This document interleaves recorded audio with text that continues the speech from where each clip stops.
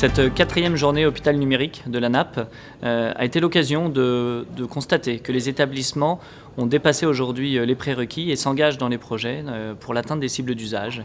L'accompagnement de l'ANAP se traduit notamment par la plateforme Mon Hôpital Numérique et nous avons vu les usages de la plateforme doubler depuis la fin de l'année 2015. J'ai eu l'occasion d'intervenir au sein d'un établissement après demande sur la plateforme monhôpitalnumérique.fr sur le domaine D2. Dans le cadre de cette intervention, mon rôle à moi, c'était d'expliquer la démarche pour l'établissement de mettre en place un dossier patient informatisé, créer un comité médical autour du projet et utiliser les outils de l'ANAP tels que comment construire son projet au sein de l'établissement pour pouvoir mener à bien leur projet.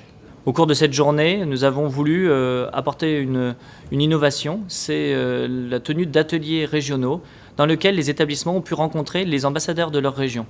Aujourd'hui, déjà 150 établissements ont été accompagnés par les ambassadeurs et ces ambassadeurs sont à disposition et proposent des services adaptés dans chacune des régions. Ils ont pu rencontrer les établissements pour leur présenter.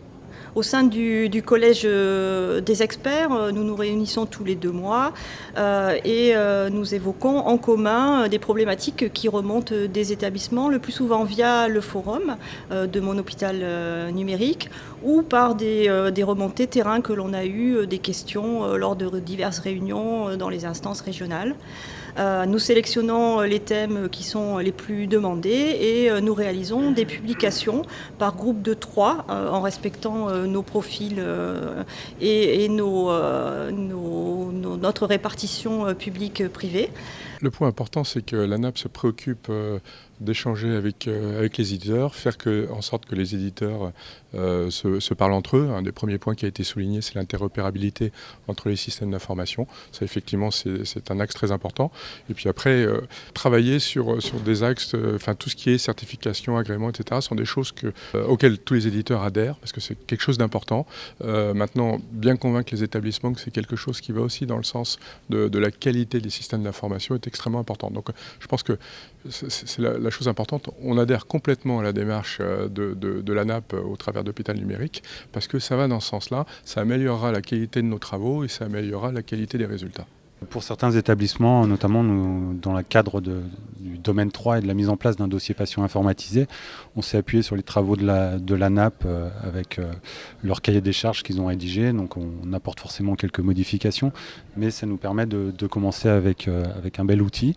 On travaille aussi avec la plateforme Mon Hôpital Numérique qui nous permet de diagnostiquer plus rapidement avec l'établissement les soucis qu'on peut rencontrer dès le début. En 2016, les établissements ont plus que jamais besoin d'aide pour atteindre les cibles d'usage hôpital numérique. Pour cela, les ambassadeurs sont à leur côté. L'ANAP lance également la communauté de pratique. La communauté de pratique, c'est un espace de dialogue entre les établissements par petits groupes sur des sujets donnés pour chercher des solutions concrètes et suivre leur mise en œuvre. Donc c'est du partage entre pairs. La communauté de pratique propose d'ores et déjà de travailler sur la prescription médicamenteuse, sur l'interopérabilité dans le domaine D1 ainsi qu'avec le DMP, et sur l'analyse de la valeur que génèrent ces projets d'informatisation. Rejoindre la communauté de pratique se fait depuis la plateforme monhôpitalnumérique.fr.